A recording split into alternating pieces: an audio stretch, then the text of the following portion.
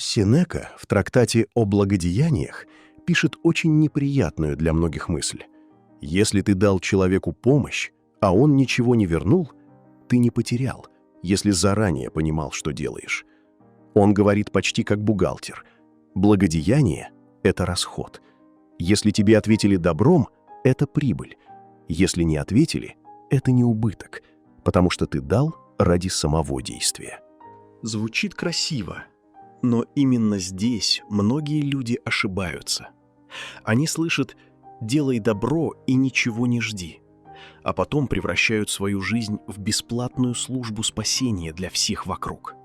Их время разбирают по кускам, их внимание используют как мусорный контейнер, их доброту принимают за слабость, а их усталость никто не замечает, пока они сами не начинают тихо ненавидеть тех, кому помогали.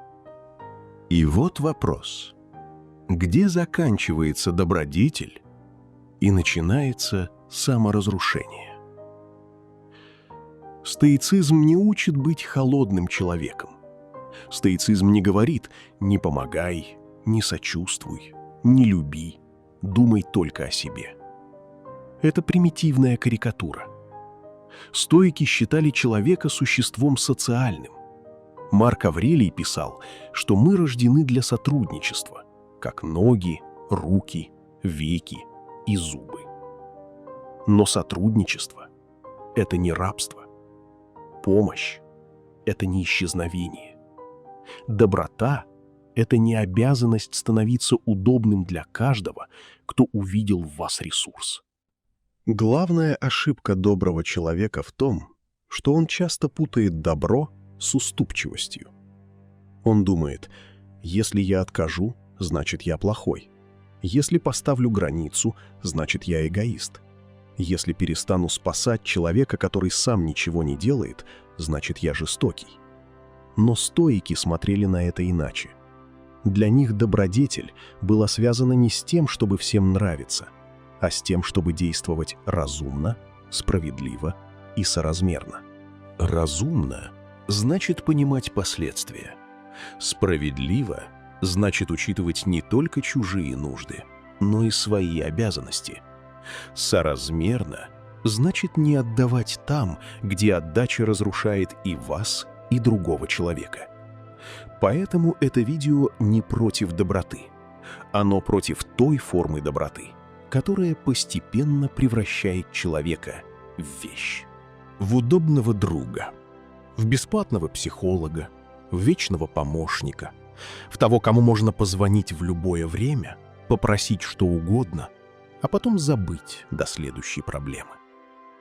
И если вы хотя бы раз чувствовали, что после своей помощи становитесь не спокойнее, а злее, не сильнее, а пустее, не ближе к людям, а почему-то дальше от самого себя, значит, тема касается вас напрямую.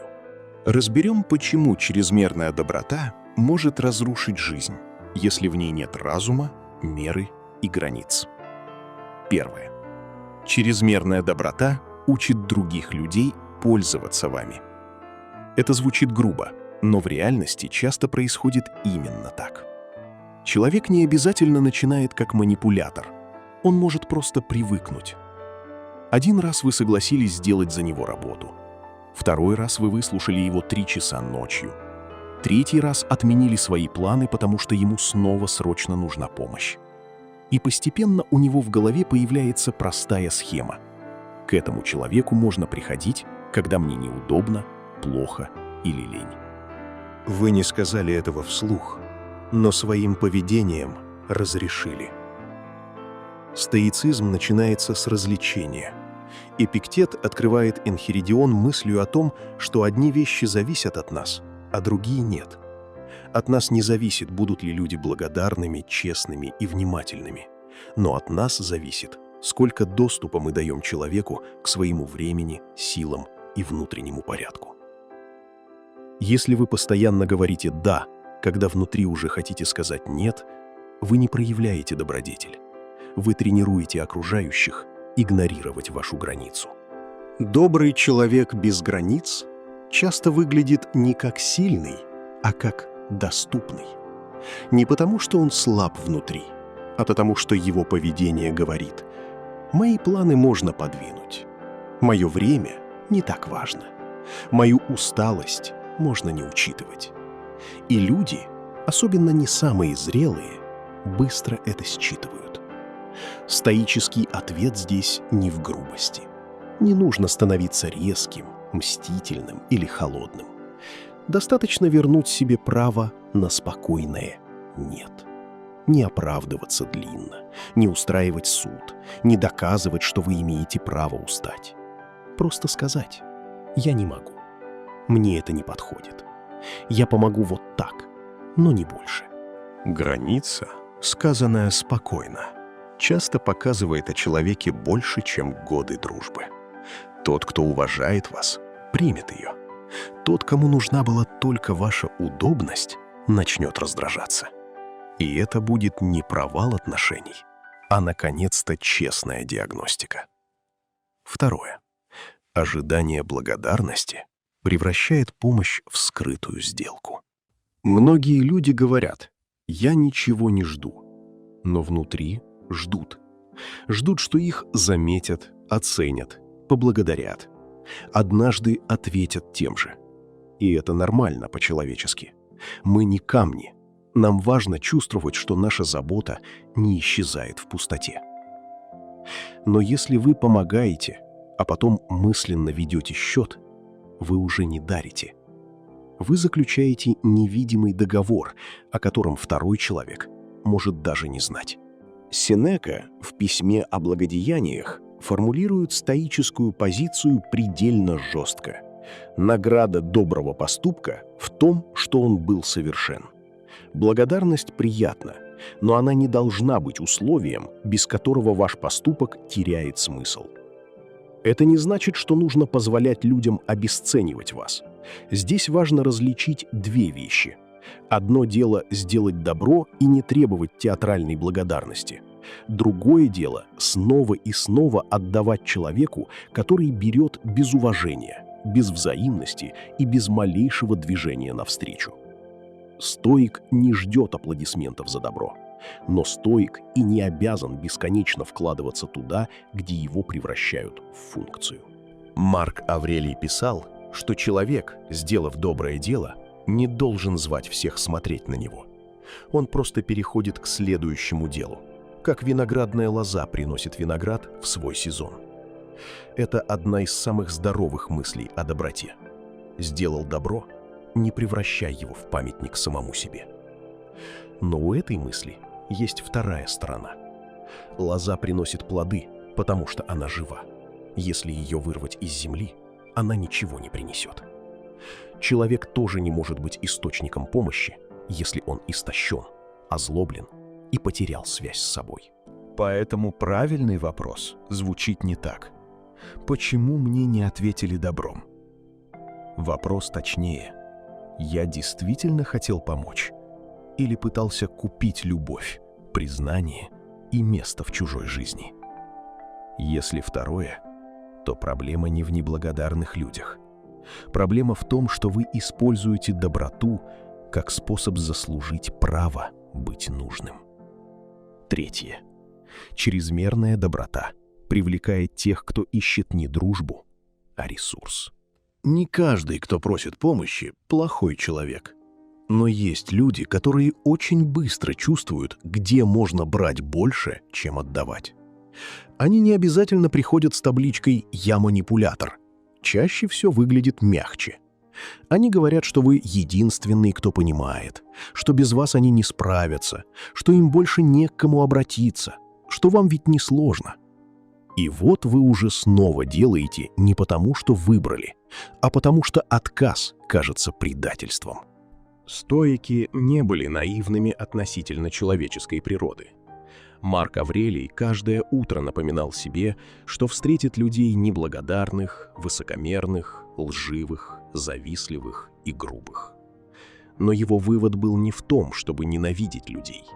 Его вывод был в том, чтобы не удивляться их слабостям и не позволять им втянуть себя в безобразие. Это важная трезвость. Если вы живете с мыслью, что все люди должны обращаться с вашей добротой бережно, реальность будет постоянно вас ранить. Некоторые не заметят, некоторые забудут, некоторые воспользуются. Некоторые даже будут обижаться, когда вы, наконец, перестанете давать. Именно поэтому доброта должна идти вместе с наблюдательностью. Не с подозрительностью, а с наблюдательностью. Смотрите не на слова, а на динамику. Человек появляется только тогда, когда ему плохо. Он исчезает, когда помощь нужна вам. Он уважает ваш отказ или начинает давить на вину. Он становится самостоятельнее от вашей поддержки или все больше привыкает к ней. Ответы на эти вопросы важнее, чем красивые фразы о дружбе. 4. Постоянная помощь может быть способом убежать от своей жизни.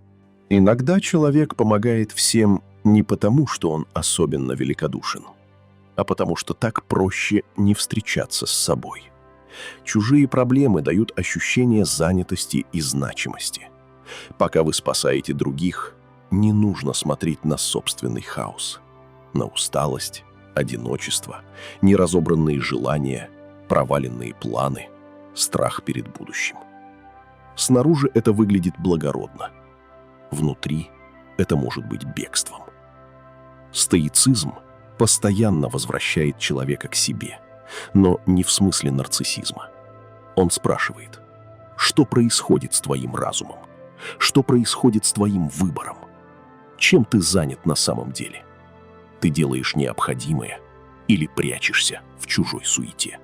Марк Аврелий в «Размышлениях» советовал заниматься немногим, если хочешь сохранить спокойствие, и прежде всего делать то, что необходимо. Это не про лень и не про эгоизм. Это про дисциплину внимания. Большая часть того, что мы говорим и делаем, не является необходимой.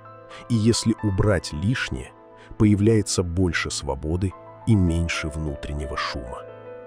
Спросите себя честно: если вы перестанете срочно решать чужие проблемы, что останется в тишине? Может быть, вы увидите собственные отношения, которые давно требуют разговора, работу, которая вас истощает, тело, которое вы игнорируете, мечту, которой страшно подойти, пустоту, которую вы закрывали чужими просьбами. Тогда чрезмерная доброта становится не добродетелью, а занавеской. И стоический путь здесь не в том, чтобы бросить людей. Путь в том, чтобы перестать использовать чужие беды как оправдание не жить свою жизнь. 5. Постоянное «я помогу» может ослаблять других. Это звучит странно, потому что мы привыкли думать: если я помог, значит сделал добро. Но не всякая помощь действительно помогает. Если вы каждый раз решаете за человека его задачу, вы можете не поддерживать его, а лишать тренировки. Если вы всегда закрываете последствия его выбора, вы учите его не взрослеть. Если вы постоянно вытаскиваете друга из одной и той же ситуации, а он ничего не меняет, вы становитесь частью механизма, который удерживает его на месте. Сенека во «Благодеяниях» много пишет о том, что важно не просто давать, а давать с рассуждением. Благодеяние – это не механическое выполнение просьбы. Это действие, которое должно действительно приносить пользу. Иногда человеку полезнее не получить готовые решения, а столкнуться с необходимостью сделать шаг самому. Это особенно видно в близких отношениях. Родители продолжают решать за взрослого ребенка. Партнер постоянно покрывает безответственность другого. Друг годами слушает одни и те же жалобы, но ни разу не спрашивает: что ты собираешься изменить?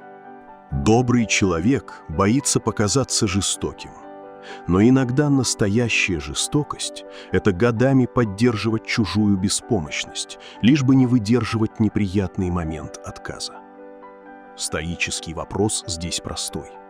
Моя помощь делает человека сильнее или удобнее для его слабости? Если сильнее, помогайте. Если только удобнее, остановитесь и подумайте. 6. Чрезмерная доброта рождает обиду. Обида часто появляется не потому, что человек слишком мало любит других, а потому, что слишком долго предает себя ради них. Он соглашается, когда не хочет, молчит, когда нужно сказать, делает вид, что все нормально, хотя внутри уже копится раздражение. А потом удивляется, почему его доброта стала тяжелой, злой и усталой. Проблема в том, что невыраженная граница не исчезает. Она превращается в скрытый счет. Обида часто появляется не потому, что человек слишком мало любит других, а потому, что слишком долго предает себя ради них. Он соглашается, когда не хочет, молчит, когда нужно сказать, делает вид, что все нормально, хотя внутри уже копится раздражение. А потом удивляется, почему его доброта стала тяжелой, злой и усталой. Проблема в том, что невыраженная граница не исчезает. Она превращается в скрытый счет. Вы сказали «конечно», но внутри записали «он опять не подумал обо мне». Вы помогли, но внутри отметили «мной опять воспользовались». Вы улыбнулись, но мысленно уже отдалились от человека. И потом отношения портятся не из-за одного конфликта, а из-за десятков маленьких «да», которые на самом деле были «нет». Вы сказали «конечно», но внутри записали «он опять не подумал обо мне». Вы помогли, но внутри отметили «мной опять воспользовались». Вы улыбнулись, но мысленно уже отдалились от человека. И потом отношения портятся не из-за одного конфликта, а из-за десятков маленьких «да», которые на самом деле были «нет». Стоики не предлагали подавлять эмоции, как мусор. Они предлагали понимать, какие суждения стоят за эмоциями. Если вы регулярно чувствуете обиду после помощи, это сигнал. Не повод обвинить всех вокруг, а повод спросить себя: где я согласился против себя? Где я хотел благодарности, но не сказал о своей потребности? Где я дал больше, чем мог дать спокойно? Обида — это часто поздний голос границы. Лучше услышать его раньше, пока он еще говорит тихо. Не когда вы уже взорвались, не когда накопили презрение, не когда решили исчезнуть из отношений без объяснения, а в тот момент, когда можно спокойно сказать: «Я могу помочь только вот так. Мне нужно время для себя. Я не готов брать это на себя». Так доброта становится чище. В ней меньше театра, меньше долга, меньше скрытого ожидания.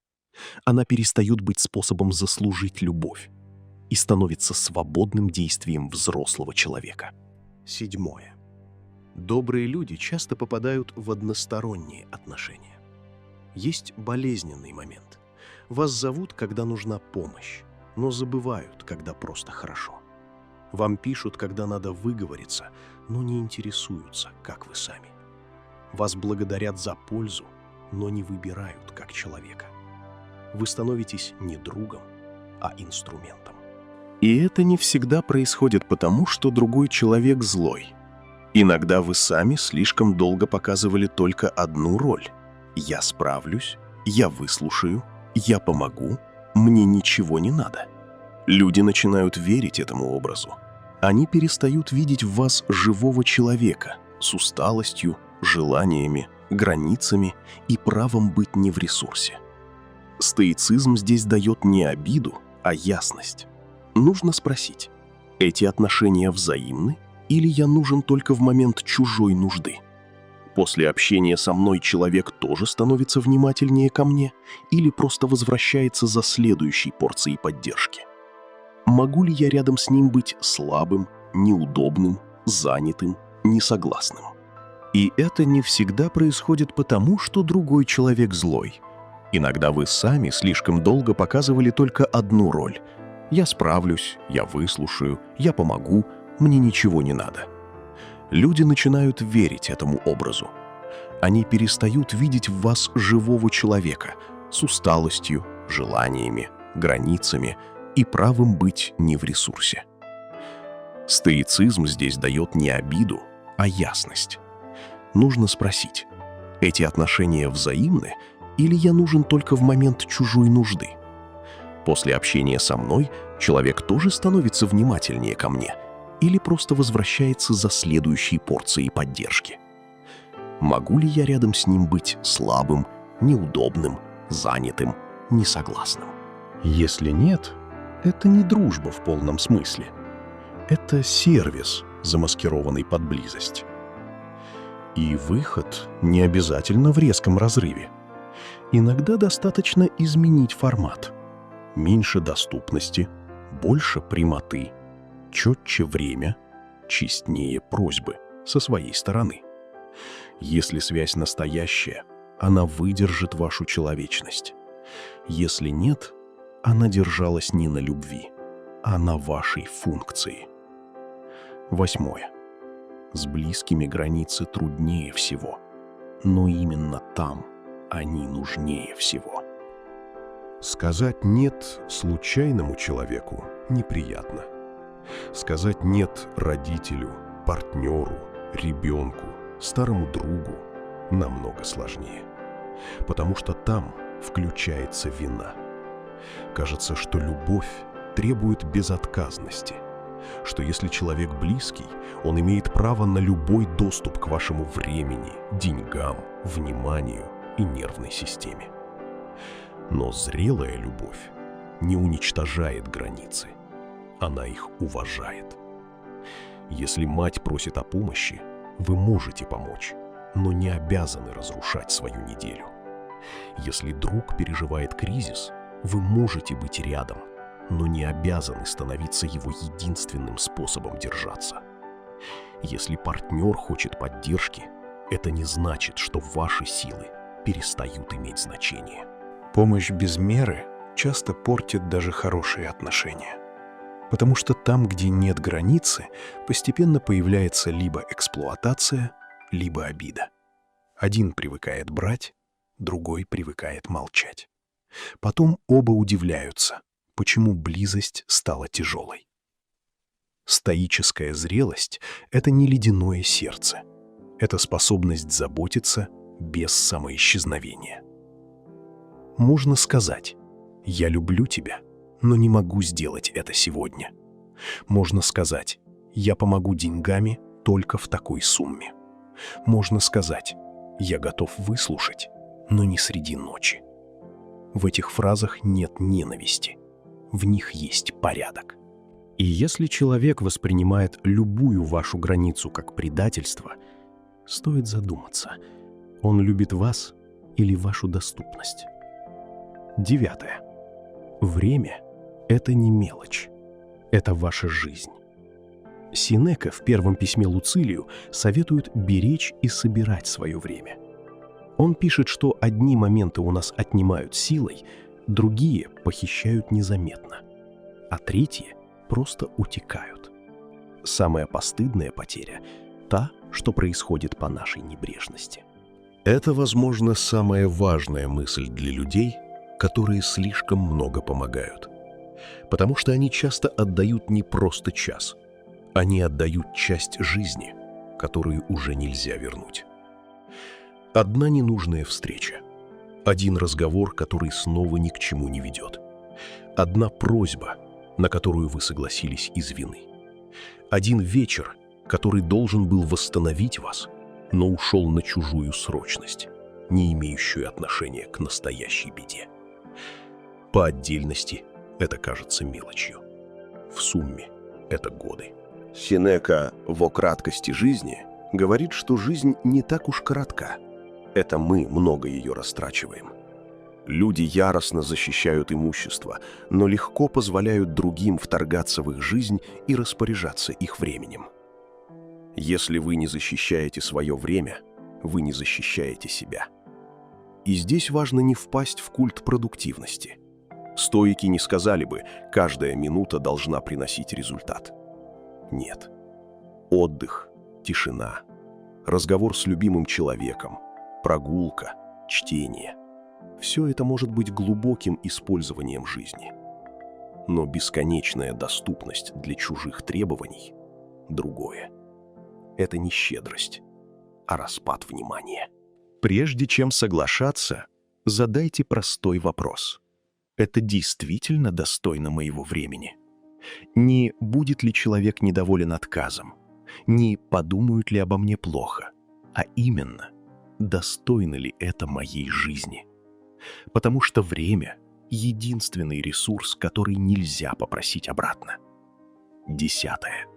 Умение говорить «нет» — это не грубость, а форма честности. Многие люди боятся отказа, потому что представляют его как удар. Но «нет» не обязательно должно быть жестоким. Оно может быть спокойным, коротким и уважительным. Я не смогу. Сейчас мне это не подходит. Я готов помочь только частично. Мне нужно подумать, я не отвечу сразу. Нет, я не беру это на себя. Чем взрослее человек, тем меньше ему нужно оправданий. Длинные объяснения часто только открывают пространство для торга. Манипулятору не нужна ваша причина, ему нужна дырка в вашей уверенности. Поэтому иногда самая добрая к себе фраза короткая. Стоики ценили самообладание. Но самообладание — это не способность терпеть всех бесконечно. Это способность не быть рабом страха, вины и желания понравиться. Эпиктет в беседах связывает свободу не с внешним положением, а с внутренней независимостью. Человек может быть свободно внешне, но оставаться рабом чужого одобрения. Он может жить в собственном доме, иметь работу, деньги, статус, но внутри бояться одного, что кто-то будет недоволен. Если ваше «да» куплено страхом, это не доброта, это зависимость. Настоящее «да» имеет ценность только тогда, когда у вас есть право сказать «нет». 11. Настоящая доброта должна проходить через разум. Есть опасная романтизация доброты. Будто чем больше вы отдаете, тем вы лучше. Но стоики не измеряли добродетель количеством жертв. Для них важнее была мудрость, с которой человек действует. Можно дать много и навредить. Можно отказать и помочь. Можно промолчать и проявить трусость. Можно сказать неприятную правду и проявить заботу. Поэтому перед помощью полезно остановиться и задать несколько вопросов в одной линии, без драматического самоанализа. Мне это по силам? Действительно ли это полезно? Не делаю ли я это из страха? Не поддерживаю ли я чужую безответственность? Не предаю ли я свои обязанности? Эти вопросы не делают вас менее добрым. Они делают вашу доброту взрослой. Сенека не восхвалял слепую раздачу себя. В «О благодеяниях» он постоянно возвращается к тому, что благодеяние связано с намерением, разумом и уместностью. Важен не просто подарок, а душа поступка и его реальная польза. Это можно перенести в обычную жизнь. Иногда помощь — это приехать.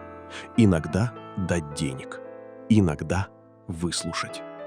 Иногда сказать: «Я не буду снова решать это за тебя». Иногда уйти из разговора, где вашу доброту используют как повод давить сильнее. Разумная доброта не всегда мягкая внешне, но она чище, чем бесконечная уступчивость, после которой вы разрушены и злы. 12. Нужно отличать человека, которому нужна помощь, от человека, которому нужна власть над вами. Человек, которому нужна помощь, обычно уважает границы. Он может расстроиться, но не будет уничтожать вас за отказ. Он благодарен за посильное Он сам старается сделать шаг. Он не превращает вашу поддержку в обязанность. Человек, которому нужна власть, реагирует иначе. Он обвиняет, давит на жалость, напоминает прошлые услуги, делает вас плохим за то, что вы не подчинились. Его интересует не ваша возможность, а ваше согласие. Стоицизм дает здесь ясный критерий. Смотрите, что происходит с вашим внутренним состоянием. После здоровой помощи может быть усталость, но остается спокойствие. После эксплуатации появляется мутная смесь вины, раздражения, тревоги и ощущения, что вами опять управляли. Не игнорируйте это ощущение. Оно не всегда идеально точно, но часто показывает, что ваша воля участвовала в решении несвободно. Добрый человек должен учиться не только состраданию, но и распознаванию. Иначе сострадание становится дверью, через которую в его жизнь входят люди, не умеющие уважать чужие пределы. 13. Быть хорошим человеком не значит быть удобным.